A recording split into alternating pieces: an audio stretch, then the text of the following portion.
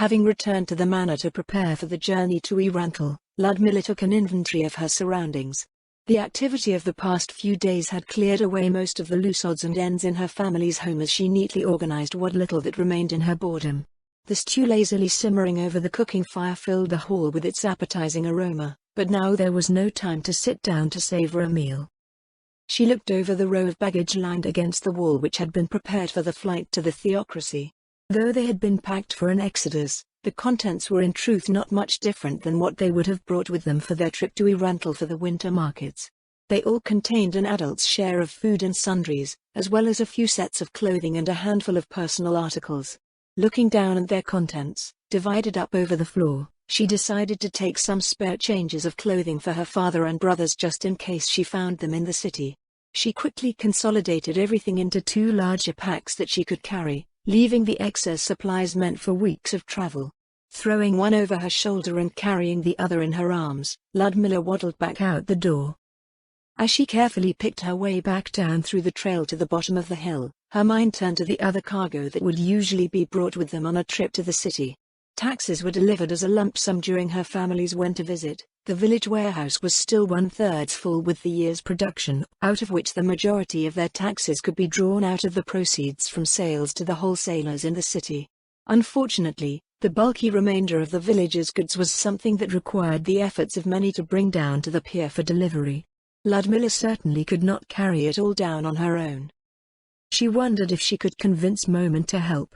His language suggested he wanted to be on his way as soon as possible, so his assistance as a powerful adventurer would surely speed things along.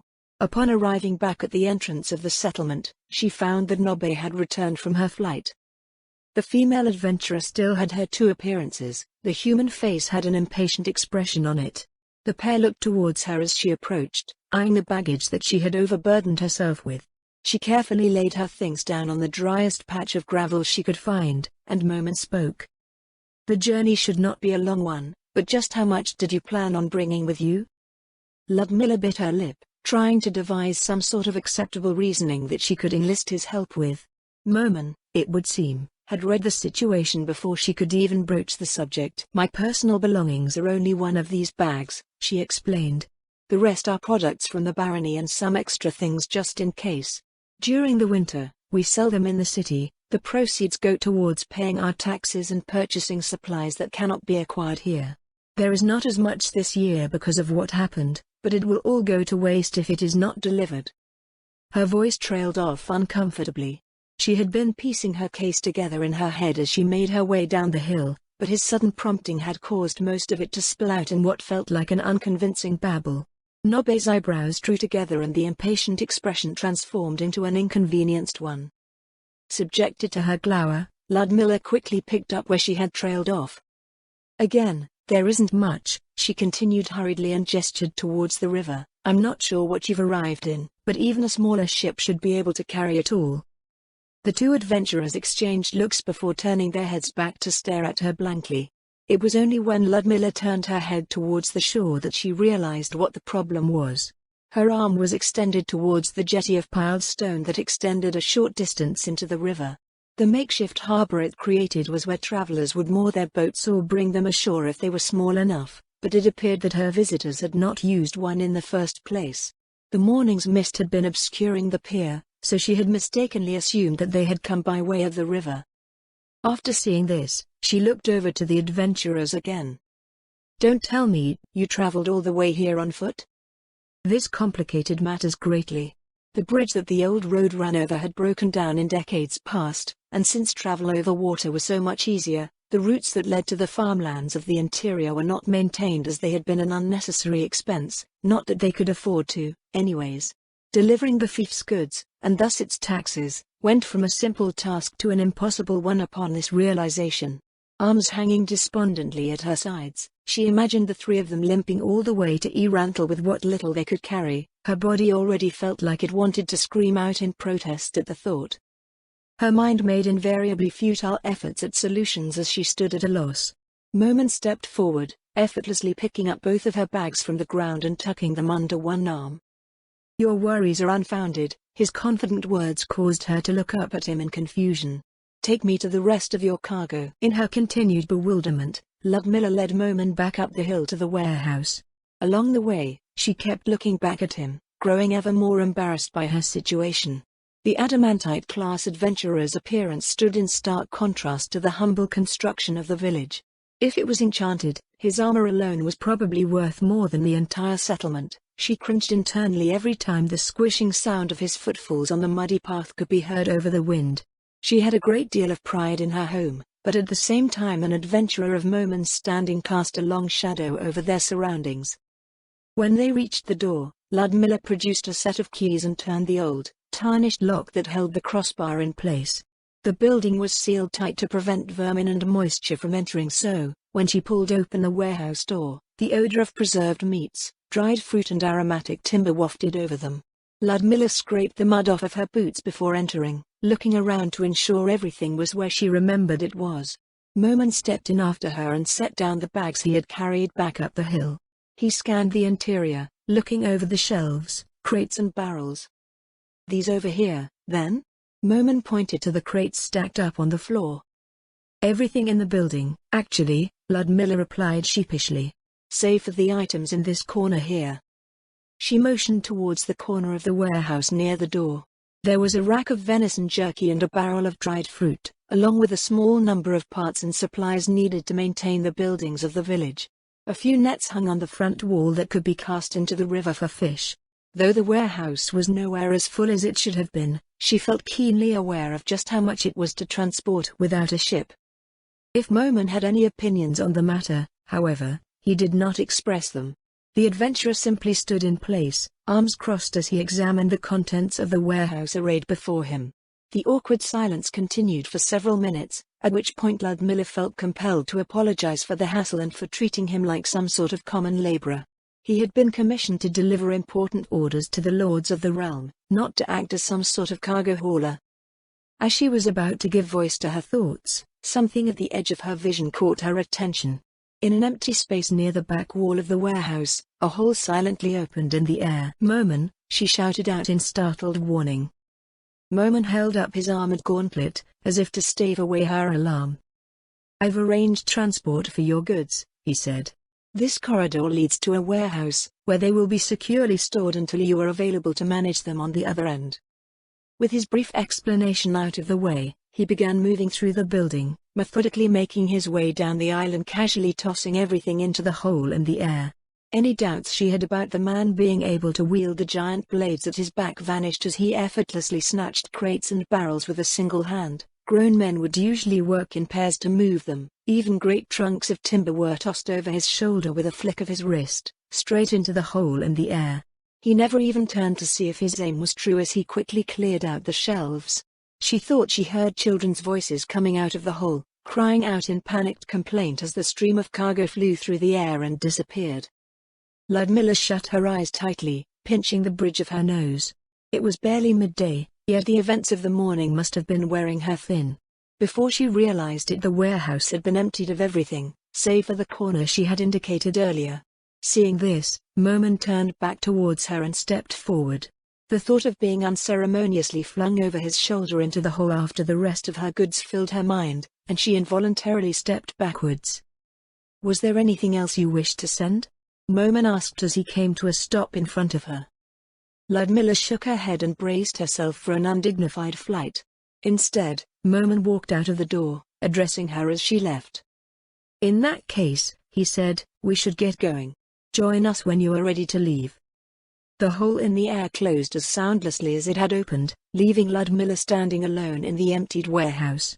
Caught off balance with the sudden acceleration of her schedule, she stumbled out of the building in her hurry to not delay the adventurers any further, quickly making her way back home. Back in the manor, she fished out the set of clothing she had prepared to wear for her eventual trip to Iranthal. She had expected to depart when the spring weather had finally settled down, so she spent a few futile minutes trying to straighten creases in the fabric and brush away the lint. They were plain and simple garments that she thought suitable for travel on the dusty roads of the countryside, a short-sleeved kirtle made of layered, blue-gray linen worn over a white smock and tan woolen hose. A heavy mantle treated for inclement weather covered her body while her hair was tied up and pinned in place under a gray scarf which protected her head and shoulders from the elements. She took one last pass over her outfit before deciding that it would have to do and pulled her boots back on, walking out of the manor door and securing the door behind her. Moman had long since rejoined Nobbe at the bottom of the path. He had one of Ludmilla's bags slung over his shoulder, while the other lay on the gravel where she had placed it earlier. She walked over and picked it up. It was the lighter of the two, containing several of her changes of clothing and other necessities for the stay in the city. After testing its weight over her shoulder one last time, she moved to join the two adventurers waiting beyond the threshold of the settlement. As she made her way towards them, a wave of trepidation swept over her. She turned once more to look back over the village amidst the anxiety that roiled within her. Behind her, she heard Nobbe sigh in exasperation at the additional delay. "Is something the matter?" Moman called out upon seeing her falter. It's just that." Ludmilla struggled to express what she was feeling. She took a deep breath and tried again, turning back to face the two adventurers. "Ever since it was settled," she said, "this place has always had people defending it. This village, these lands of the lands of House Saradnik. My lands. My responsibility. It is my duty to protect its people and guard its borders. Yet even as this is my duty, I leave it empty and undefended." She swept gaze over the valley. Since the arrival of the two adventurers, the day had lifted away most of the morning's mist. Her eyes traced over the empty buildings of the village on the hill and the empty harbor below. Beyond the marshy floodplain that ran along the river, long rows of empty terraced fields scaled the lower slopes of the valley. As the seasons passed, there would be no one to work them and the fief would fall to ruin soon after. The last territory of the southern frontier, lost at the end of generations of decline. The sight of it all opened a crack in Ludmilla's stoic composure, and the frustrated helplessness that was building up inside her since news of the doom at Katsa had reached the village began to leak out. "I need to fix this," she spoke quietly to the pair of adventurers awaiting her, "but where do I even start? My people are gone, I don't even know if my family is alive or not. I'm not a powerful adventurer like my ancestors, nor do I have wealth and connections like the nobles of the interior. How can I even call myself a noble as my lands lay destitute and crumbling to ruin? Even my new liege will lose his confidence upon seeing such a hopeless failure of a vassal and cast me away in disgust." Ludmilla's resistance gave in to self-pity and frustration. Her voice broke, and tears came unbidden. Amidst restrained sobs, she hid her face behind sleeves turning bitter with moisture. From a corner of her mind a fragment of her pride protested, demanding that she maintain her dignity, but it was drowned out and washed away by the flood of fear and uncertainty that had steadily built up over the days and weeks. It took several minutes before she could collect herself, but, when she finally stifled her tears, it felt like something had changed. Neither adventurer had interrupted her, but their tangible sense of aloofness had seemingly vanished. When she looked up, they still remained standing where they had been, with the pair facing her. She expected her embarrassing display to have drawn even more scorn from Nobby, but her human face no longer held its sharp expression and had become as unreadable as the one beneath it. Moman's posture had visibly changed. Arms hanging at his sides, the air of brash confidence no longer emanated from him. Even his grand crimson cloak seemed to hang limply in the wind. Surely they were aghast with disappointment. They were just polite enough not to say anything about her pitiful outburst. These adamantite adventurers have come to the former frontier of Riestais in search of the brave nobles that stood as a shield between humanity's intrepid pioneers and the savage wilds beyond. Instead they found a girl, an adult who might more rightfully be called a child, wallowing in the empty shell of a run-down village. Her immature display had probably worn away what little had remained of their expectations. Colored with shame, she looked to the ground, unable to face them. The crunch of metal on gravel barely registered in her mind. The dark sabatons of Moman appeared in her downcast gaze as the adventurer came back to stand before her. She wondered whether he had come to chastise her for her unseemly behavior or just simply drag her away. Instead, he spoke. "You may not believe me when I say this," Moman said gently, "but we can empathize with your feelings. Rest assured, Baroness Saradnik, this realm belongs to the Sorcerer King, now. He is not so petty as to callously forsake his servants for their flaws and failures." Had he not been standing in front of her, Ludmilla would not have believed it was the same man that she had been speaking with earlier that morning. The bravado and sense of showmanship had all but disappeared, replaced by a quiet sincerity that more than anything before made her want to trust in his words. She lifted her head to look up at him, and the towering figure leaned forward. "Let us be on our way, my lady." Momen extended a gauntleted hand, "and perhaps you can tell us what happened here while we journey." Stepping forward across the threshold of the village, Ludmilla placed her hand in his. Their path led them north, following the river, using an old raised trail that was little more than a sandbar accompanying the river as it bent northwards. Ludmilla had released Momen's hand shortly after regaining most of her composure, feeling that it would probably interfere with his work as her escort. Besides, it would take over a week to reach Erantle using the land routes, and the idea that she would be daintily led around by the hand for the entire way felt awkward, to say the least. Instead, she fell in line a few meters behind him, their steps retracing the trail in the wet sand that he had left on his approach to the village. Nobe had flown off somewhere again as soon as they had departed, and there was no sign of her in the skies as they made their way along the riverbank. Although Momen previously expressed his curiosity over just how she had been discovered in her sorry state, the pair silently continued on with the sounds of life in the marsh and the river current as their only accompaniment.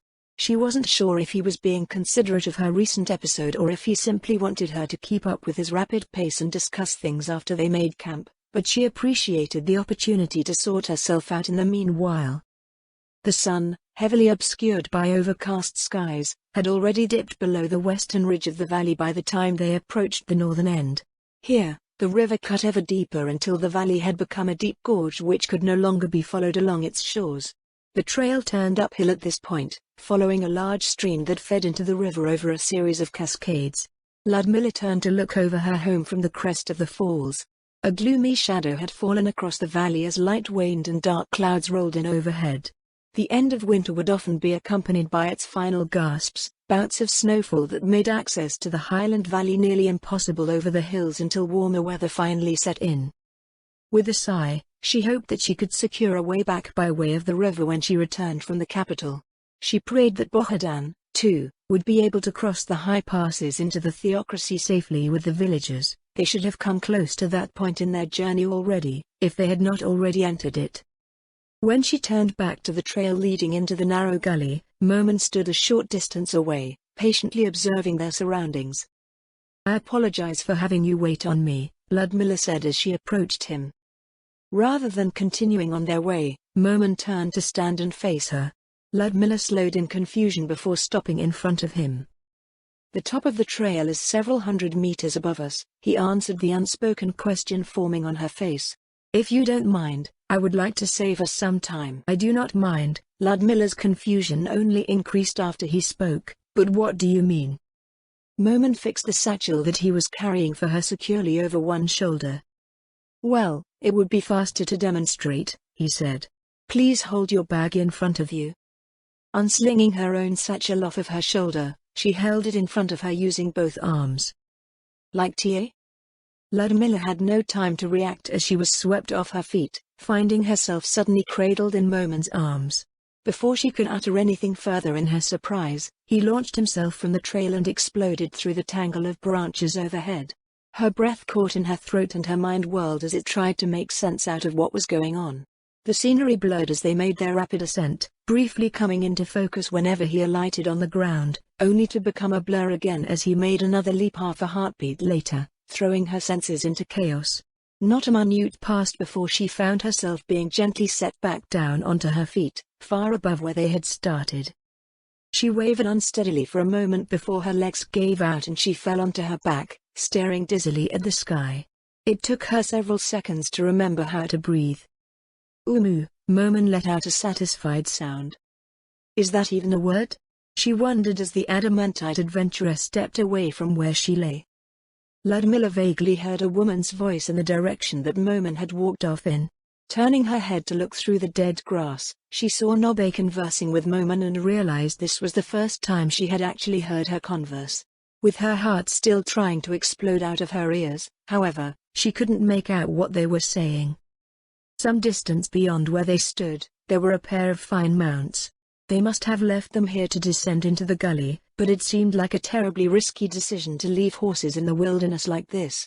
Her baggage was already strapped onto them by the time she found her feet again and wobbled over.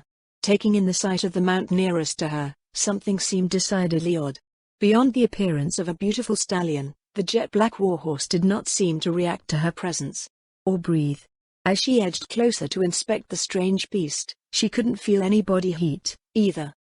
"These are golem horses," Moman said, "summoned mounts, just in case you were wondering." Moman stepped in behind her while Nobbe lifted herself onto the horse before her in a single graceful motion. "You'll ride with Nobbe, Baroness. We'll be able to make good time from here." Moman helped Ludmilla up into her seat behind Nobbe, who seemed to pay no attention to them. After ensuring his charge was securely in place and comfortable, he strode over to his own horse. The two adventurers urged their mounts up the remainder of the trail towards the forest, and Ludmilla readjusted her disheveled scarf and mantle as they assumed a brisk trot until the trail joined the old road where it stopped at the broken bridge. Here, the trot accelerated into a gallop, and together the golem horses sped through the undergrowth. With Nobbe so close, Ludmilla couldn't help but gawk at the sight in front of her. The long, lustrous ponytail moved slightly as they rode, yet beneath that, she saw that the back of her head was as bald and featureless as her face. She didn't even seem to have ears. Just as Ludmilla was about to reach out to try to lightly touch what she saw, Moman cleared his throat to the side. She quickly withdrew her hand. Maybe it wasn't such a good idea. "I take it from what you said earlier," Moman said, "things are not as they once were in Riestais?" The Dark Warrior had brought his mount alongside Nobbe's, close enough that his voice could be heard clearly through the headwind. Ludmilla shook her head in response to his query. "I cannot speak for the other territories," she said, "but our fief has always been small. It has never been empty like this, however." Despite their rapid progress along the forest trail, it was not difficult to converse. The strange horse golems moved with a smooth, unnatural gait, more stable than any wagon or carriage in her limited experience. Then the cause must be Katza. "Yes," she said. She did not cherish the memory, but felt obliged to share her story with the man who had shown her so much patience. "My lord father departed with his levy over a month ago," she said, settling more comfortably onto the saddle, after the king called for his banners to face the Empire for the annual skirmish. Usually, after a few weeks on the field, our men would return without incident. Moman remained silent as she related her account, and even Nobbe appeared to be paying attention, turning her head slightly. Any noble familiar with the workings of their own domain had by now figured out that this meant that the Empire simply wanted to harass us without losing too many of their own forces, Ludmilla continued. Their objective in previous years was to tie up our labor and interfere with the activities surrounding the autumn harvest season. "You knew this," Moman interjected, "yet you played into their scheme?" "It is not a matter of being played. An army at your border cannot be ignored," Ludmilla shrugged. "If their goal was to hamper our seasonal activities, then without opposition, they could move on to raise our fields, or worse. These standoffs do come after a formal declaration of war, after all. Even the strongest retinues of Riestais cannot hope to match the might of the Imperial legions, so our best course of action was to pool our forces into an army just large enough to threaten them with unacceptable losses should they be ignored. Rantel stands over the lowlands that mark the easiest route into the kingdom, so the stage for the confrontation would naturally be in the nearby Katza plains." Now that their discussion revolved around matters familiar to her, Ludmilla spoke more fluently, mechanically drawing from her personal knowledge, education and experience. "What of raids, then?" Moman asked. "With all your forces concentrated in one area, wouldn't it be a simple matter to send detached forces to attack your undefended lands rather than face off against a mass of levy troops?" Ludmilla frowned. At this point, it felt very much like she was being tested. Reminding herself that she was speaking not to another noble, but a strong and free-willed adventurer, she responded in a carefully modulated tone. "Why, it would result in chaos," she replied. "No one wants that." She paused for a moment to find words to describe the scenario to him. "The Empire could certainly do what you say, but it would have escalated the conflict and pushed it in an undesirable direction. The kingdom would respond in kind, there would be roving bands of soldiers everywhere. The Empire's legions are primarily composed of heavy cavalry supporting the main body of heavy infantry, all at least trained to a moderate degree with experienced officers set over them. The downside to this is the cost of maintaining an outstanding professional military. It is such that each legion is relatively small. This was how her father had related the disposition of troops every year, at least. It had been a question from several years ago, asking why the Empire did not do exactly as Moman suggested. The levy mustered for this annual skirmish is composed of mostly unseasoned tenants and scutage in the form of mercenary companies. Ludmilla continued her explanation, depending on the resources of each individual lord. If the skirmish escalated into a full conflict, the levy would expand to a far greater size and noble retinues would be called into war. In fact, since the elite of the kingdom's retinues are heavily invested in light cavalry, the Empire is actually at a disadvantage trying to both contain the levy and outmaneuver the retinues if they were deployed. The war would spiral out of control, trade would slow to a crawl, other parties would be drawn into the conflict and both sides would receive a senseless amount of damage to their lands. Ultimately, however, no raid by the Empire can get past Iranthal anyways. Any sortie into our territory by an army past that point would be intercepted by a response that has a much shorter distance to travel. Castles and other fortified positions exist for this very reason. It would amount to a foolish move, and no one that rises to a position of leadership would be such a fool for very long and expect to retain their position. The goal of territorial conflict is to force concessions, not pointlessly devastate the very lands that one is trying to take. Ludmilla paused to take a flask of water from her bag strapped to the side of the horse. As she took a sip to clear her dry throat, Moman asked an unexpected question. "Are you really a teenage girl?" A fit of coughing gripped her, and she turned her head away from Nobe's back while nearly dropping her flask. She would have been pondering over whether to be offended or not, had she not been fighting for breath. "What do you mean by this?"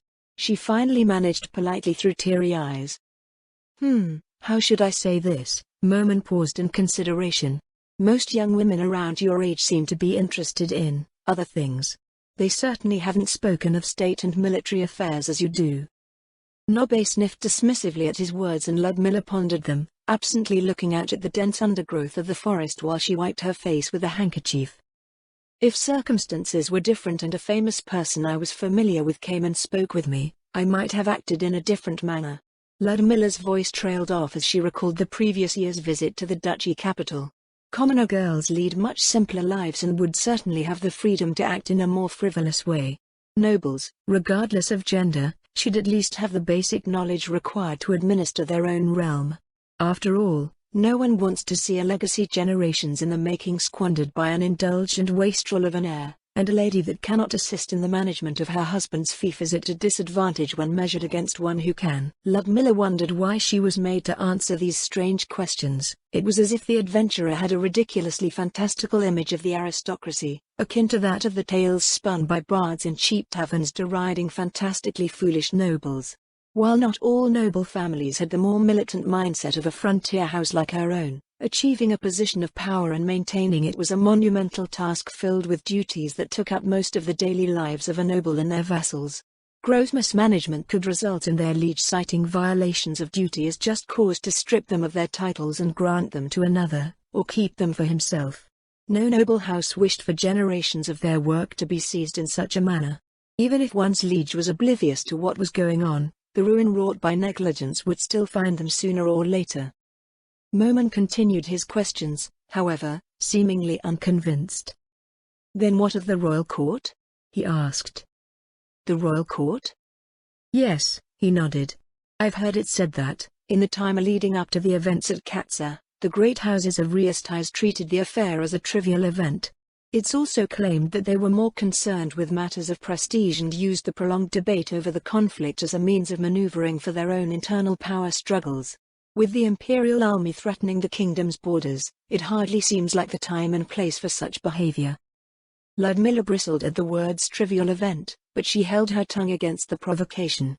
Certainly, the whole affair had been catastrophic for House Saradnik, but beyond that.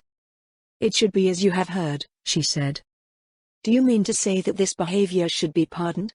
The adventurer's tone held a hint of incredulity. The young noblewoman pursed her lips as she thought of a way to express what she understood. Any noble that reviews their accounts should have been aware of the continual shortfalls produced by the hampering of the autumn season. Even if they were not aware of the specific details, they would definitely feel their purses shrinking. However, there was nothing the king's vassals could do directly that would change the slowly unveiling outcome of the empire's strategy. As wealthy or as powerful as any one of the great houses may be, they are individually not powerful enough to confront the empire on their own. Lashing out impulsively at the empire alone as a single lord in some delusion of grandeur would only result in their complete annihilation by the imperial legions, weakening the combined military strength of Reistides. The situation was untenable, but in the end it was only the leadership of the king that could rally the nobles and put an end to the predations of the empire. A minor house like my own is not privy to whether the full might of the kingdom was enough to put an end to the empire's schemes, but ultimate authority lies with the throne. It is the king's decision to make, and the great houses are his vassals to lead in decisive action. It should be noted that despite all of their jockeying for prestige, the great houses mobilized when the decision was made. This is not something that can be done at the drop of a hat. It takes upwards to a year for a large territory to fully prepare and mobilize a levy, meaning that they had already committed to the kingdom's defense preemptively and were simply awaiting the resolution for war. If the king will not lead, his nobles will not follow. Without clear leadership, it is only natural that the aristocracy continues to uphold their end of the noble contract and ensure that the interests of their respective fiefs are put forward, whether they be presented directly to the royal court or through diplomacy with other nobles and influential parties. The king's vassals will simply continue to carry out their regular duties until directed otherwise. Moman moved his gauntleted hand below his helmet again. He couldn't actually stroke his chin in contemplation through the plate armor, but Ludmilla supposed it served the purpose of showing that he was deep in thought. So even knowing the results in the end, he said, you still hold to your reasoning. Ludmilla narrowed her eyes. She had heard this juvenile rationale before from the more unreasonable members of her social circle. Knowing the results is a whimsical fancy when judging past decisions, she replied testily. There is only what one knows at the time that decisions are made. She paused for a moment to correct her tone, not wanting to pointlessly antagonize her escort. If the testimony I received was to be believed, then there was nothing Reistides could have done against this catastrophe. The losses go far beyond any sort of reasonable expectations based on past conflicts. In previous years, my Lord Father would take little more than a few dozen men with him, and return with the same number. It has always been an affair full of symbolic pageantry rather than pitched battle, a show of power and wealth, not only between the kingdom and the empire, but between the noble houses as well. If someone had claimed that nearly everyone would be lost, they would most likely be dismissed out of hand as delusional, or considered a coward. Following her statement, the trio rode on in silence. Was Moman taking the time to review their exchange, or had he become disinterested in the discussion? Being perpetually encased in that black armor didn't help with any attempted reading of him. She peered into the overgrown tangle of the forest and wondered how he could ride at such a blistering pace through the neglected road, marred by all manner of hazards, with his visor down. The forest thinned out, and intermittent meadows filled with shrubs and tall grass appeared along the road. The sky remained overcast in the hour or so it had taken for the Golem horses to make their way through the woods. The road showed little sign of improvement. The unpaved clay was a patchwork of grass and exposed rocks, with puddles of mud filling the dips and trenches over its eroded course. Ludmilla knew to expect this deterioration at the fringes of the inner territories, but directly witnessing the sheer amount of wildland well inside the duchy's borders was still astonishing. Not a half-hour later, Moman broke the silence between them, guiding his mount closer once again to speak to her. To Ludmilla's relief, he appeared to harbor no ill will over their previous discussion. When we received this request, he said, we were given several maps to help us navigate the countryside. Beyond the immediate area around D. Rantel, however, the map for the regions south of the Western Highway was highly inaccurate. Reaching into a saddlebag, he produced a roll of crisp parchment and offered it to her. Ludmilla received the map and unfurled it, using Nobbe's back as a windbreak while Moman continued to speak. We would have dismissed it as a fabrication had we not personally seen the remains of many of the features it had marked down.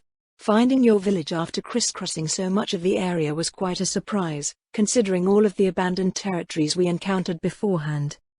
Indeed, the map was old. As Ludmilla held it in front of her and examined the details, she recognized it as a land survey that the kingdom used for administrative and tax purposes. There was a similar map in her home, and this appeared to be the original. unaltered with the passing of many generations. "This is a very old map," she said. "How did you come by it?" The mayor of Erantle fled the city with his administrative staff, along with many of the local nobles, Moman replied. "Before they left, they took with them or destroyed any documents that might have been used against Riestais in the future. This map is the best that the new administration could find in the aftermath. It was stored in the corner of an old archive, which I suppose is how it was missed. Is anything on the map familiar to you? I noticed that the Zaradnik barony is marked on it." Using Warden's Vale as a point of reference, she traced the road north, attempting to discern their location. The forest that they were riding through was once the land of another baron, which had been carefully managed for lumber, game and forage. On the map, a small village was placed near the edge of the woodlands. They had come across the occasional old, sunken homestead in the meadows that they rode through, but she couldn't tell whether any of those had been a part of the settlement marked on old survey. Ludmilla shook her head in response. "Aside from our barony and the duchy capital, no," she said. "The river as well, of course. Even the borders of many fiefs have changed since this map was made." Speaking of which, Moman asked, "What is that river near your village called? It seemed to have no name on the map. I found it strange with it being so large." Ludmilla looked back at the map.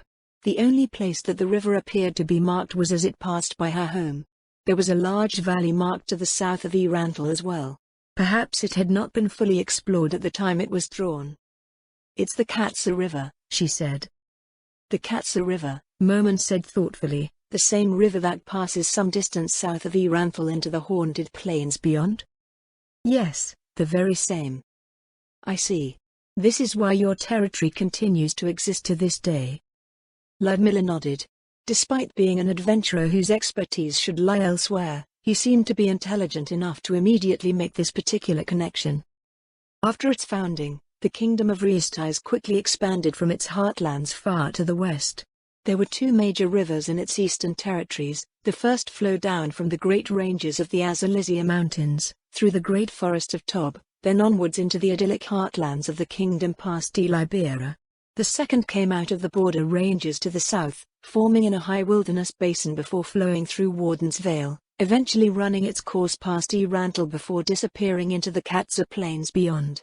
The Katsa River was the only large waterway in the duchy, thus Erantle mostly relied on a network of rural roads to service its landlocked territories.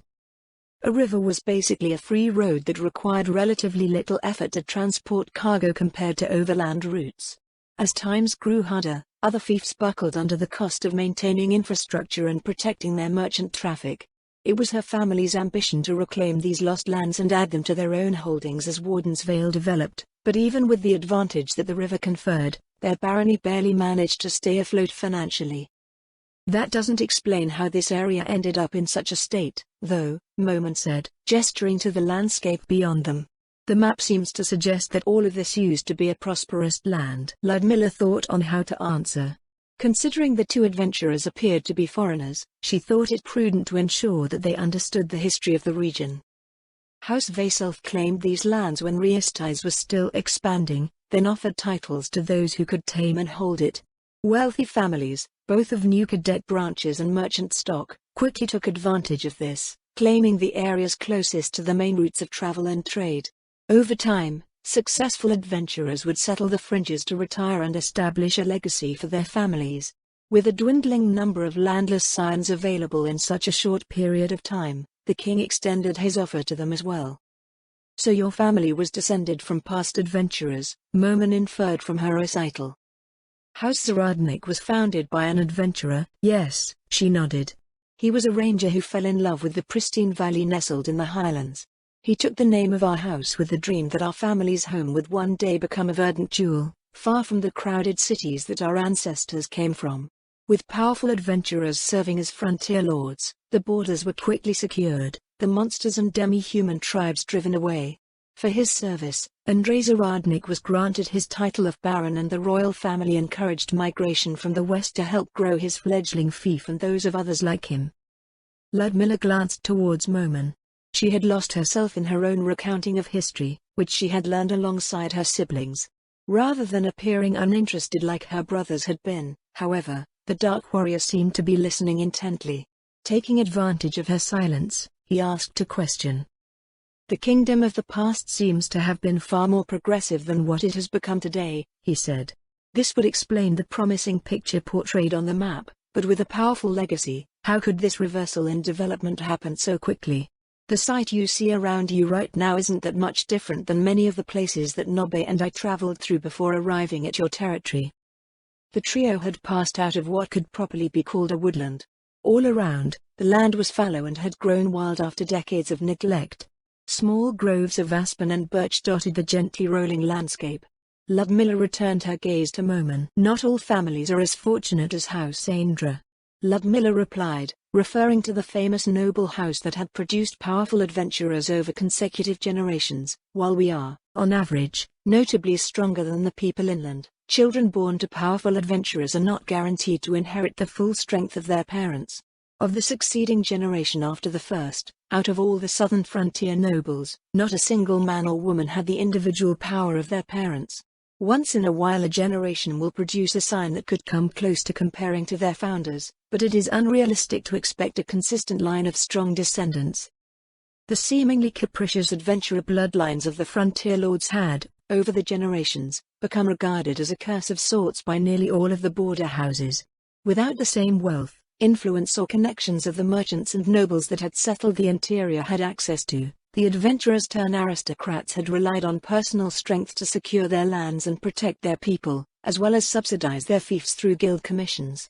When succeeding generations had proven incapable of following in their founders' footsteps, resources needed for development would be set aside for security instead, to hire adventurers to assist in clearing their lands of bandits and monsters alike. This irony of this was not lost on the frontier lords, and it weighed bitterly on their hearts. Ladies would be ashamed that they were unable to produce promising heirs, the question of their fidelity floating in malicious whispers beyond their hearing. Lords were left feeling inadequate and undeserving of their station, ever in the shadow cast by their ancestors.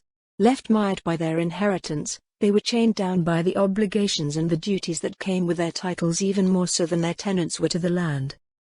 Of her own immediate family, neither of her brothers displayed any outstanding qualities, nor did their mother or father. Her parents were both gold-ranked. Her maternal grandfather was said to be about as strong as a platinum-ranked adventurer. No one that she was aware of in her ancestry came even close to matching the First Lord Zaradnik, who was an adamantite rank ranger in his own right. I see, Momin replied. As an adventurer, he should have been well aware of this. So the frontier lords leveraged their personal strength to offset the remoteness and undeveloped nature of their fiefs, but a generation was not enough time to secure enough wealth to sufficiently develop their lands. Then, as security broke down, the lands that depended on their protection were caught up in their problems as well. Once again, the adamantite adventurer displayed his expertise in matters beyond simple adventuring. Ludmilla nodded in response to his words. It is as you say, she said. Once the borderlands lost their strong, unified resistance to the threats of the frontier, demi-humans and monsters started to encroach upon the lands on a regular basis. The frontier lords have been on the back foot ever since, until nearly all of the territories along the border ranges became too hostile for humans to inhabit. Momin returned to the original topic from when they had left our home, seemingly satisfied that his understanding of the state of the southern frontier was adequate. That doesn't explain why your territory was abandoned, though, he said. Your barony has held for over a century with its highly defensible position and access to the Katza River. This change seems to have occurred recently as well. What happened? They fled south to the theocracy about a week before you arrived, Ludmilla answered. When we heard about what had happened at Katza, the decision was made to evacuate the village before the Empire could move on from Iranthal. I dispatched rangers to investigate the farmlands beyond this area. They all reported that the lands had been similarly abandoned. Their journey had brought them out to a fork in the muddy trail. There was what appeared to be the remains of a sign, but the placard had long since fallen off and only the aged, wooden pollet had been attached to remained. The pair of adventurers slowed their mounts and stopped at the split in their path. That seems to be an all too common tale recently. Momin's voice seemed even, but there seemed to be something else to his words. Tell me, Baroness. Was it your desire that they evacuate to the theocracy? The conversation had taken an odd turn, but Ludmilla answered anyway. I thought it best to wait until we were certain that there were forces coming to attack the village, she said, but I did not feel that the people would have done so, even if I had ordered it. The tale that the survivors returned with was so surreal and horrifying that a few villagers had already fled on their own. Our ship was stolen the same night that they arrived. The least I thought I could do was ensure that everyone could make it safely through the wilderness, which, at the same time, would minimize the damage to the village. Even so, I was secretly hoping that my Lord Father would return during our preparations and resolve the situation. In the end, however, they left, and I stayed. For a long moment, the air between them was only filled with the winds blowing across the plains from the north. So despite your wishes, your vassals abandoned you, they left their liege alone to save themselves. The sudden change in his tone was jarring. No, his steady tone remained the same, but the atmosphere that had surrounded their conversation developed a dark undercurrent of simmering anger. She felt Nobe go rigid in front of her. The woman raised a gloved hand to cover her mouth, but Ludmilla could not see her expression from behind. Turning to stare at Momen, she couldn't understand what was going on. It was as if a response had meant something else entirely to the two adamantite adventurers, and she alone remained ignorant of it. Ludmilla was left shifting uncomfortably as the oppressive silence dragged on. There was a sound of metal plates shifting against one another as Momen dismounted and the golem horse vanished into thin air. He walked over to Nobe's mount, stopping near to where Ludmilla was seated behind her. You mentioned that the other border territories were long abandoned? Momen held his hand out to her as he once again resumed speaking. The feeling about him had lightened considerably, but the grim aftertaste of what she had felt before still lingered in her mind. For several decades now, yes, Ludmilla replied. She looked to the horizon, then back to Momen's offered hand. Were they stopping here to camp overnight? The skies were clearing in the north, and the sun would still be out for a couple of hours yet. Then our work is done, he told her. We will travel directly to Erantal from here. Momen prompted Ludmilla once again with his outstretched hand and assisted her off of the tall mount. Ludmilla took her pack and waited beside him as Nobe dismounted and her horse vanished like its twin. The young noblewoman looked around them for a hole in the air, recalling the way her cargo was delivered earlier in the day. Nobe will be teleporting us to the city, Momen explained. You may feel some disorientation, but please try to relax.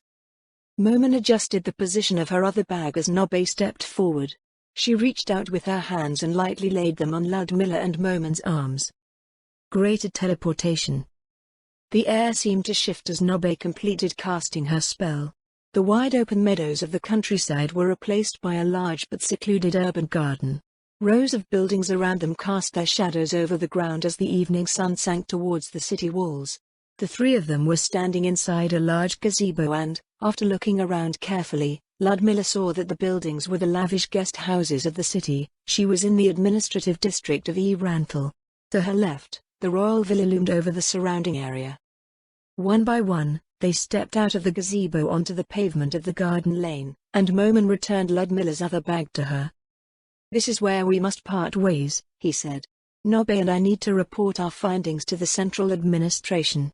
I believe several guest houses have been prepared to receive the nobles that have come to answer their summons. They started to head in their separate directions, then Ludmilla heard Momen's voice behind her. By the way, Baroness Saradnik, his calm voice floated over her shoulder. Yes? Ludmilla stopped to look around at Momen again. I believe it would be prudent to limit the number of people that know about your talent. Talent? Both Ludmilla and Nobe asked after Momen curiously. Ah, I neglected to mention it to you, Nobe, Momen said offhandedly. Baroness Saradnik has true sight. Nobe's eyes widened in shock, head turning to quickly look back and forth between the two. Then, all at once, the air was filled with overwhelming murderous intent. Maximize magic, shocking grasp. Roiling arcs of azure current formed around Nobe's outstretched arm, rolling down towards her hand as she shot forward with blinding speed towards the startled young noble. Before Nobe could reach her, Momen's arm came across Ludmilla's vision. She saw the electricity jump to the dark warrior with a sharp crackling sound. Even though Nobe's hand had impacted solidly with the full momentum of her body behind it, his arm did not budge. In the brief silence that followed, Momen's crimson cloak floated back down to the ground after his sudden movement. Momen, Nobe shouted in surprise after realizing that her spell had been thwarted. "It's fine, Nobe," he told her calmly. "Leave her be." After a tense moment, Nobe finally withdrew her arm and relaxed from her aggressive stance. Momen turned to Ludmilla. "As you can see," he said, "some people may react quite poorly to the realization that you have this ability. As a noble of the Sorceress Kingdom, please refrain from causing panic amongst the citizenry with your gift." With his last cautionary note, Momen turned away to walk towards the royal villa with Nobe. As the pair receded into the distance, she saw Momen touch the nape of Nobe's neck with his index finger. There was the sharp snick of static, and his partner jumped and stumbled forward with a squeak. Rubbing the back of her neck, she shot a hurt look at Momen, then directed a glare towards Ludmilla, who had been watching from a distance. Picking up her pace, Nobe walked far ahead of Momen and disappeared into the villa entrance.